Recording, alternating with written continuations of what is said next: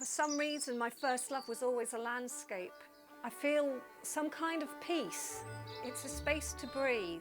The everyday is not the everyday.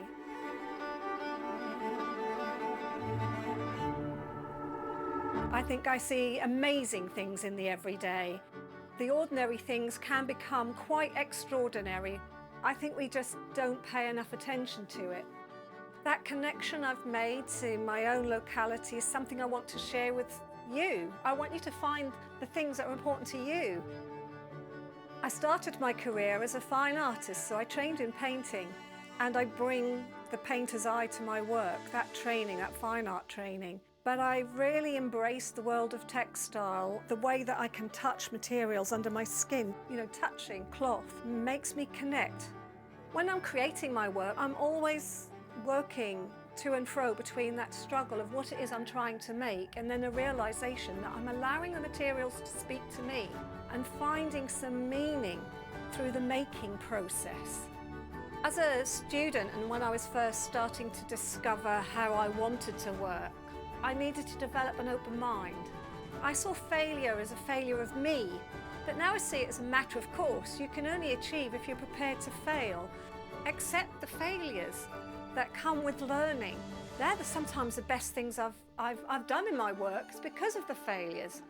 This course would have been incredibly beneficial when I started out because that connection to my objective, what it is I wanted to do and how I was going to resource and bring materials together were very distant. I think that's what I want to give to you. I want you to see that break between material and meaning are not so distinctly separate, and that we can learn from both the material we handle as well as the ideas we may have going through our head. We have to trust our instincts more and then develop those instincts. But I will just be going through all of the key processes that I use in my work that connect the found materials with mark, layer and stitch. Working online gives us the opportunity to have a lengthier discussion between each module, and we can build up things in a much more profound way, I believe. When we make art, we're trying to make connections to the world around us. We're trying to tell our own story. It's our own particular take of the world. I'd like to work with you to uncover your own voice, to make your own connections to the work that you create with me.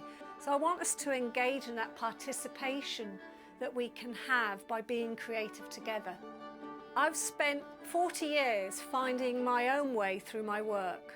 By participating in the course and walking alongside the same path with me for a short while, I'm hoping that your work will find its own way, that you'll find a new direction, you'll reinforce the direction you want to travel. Trust me, your work will find its own way.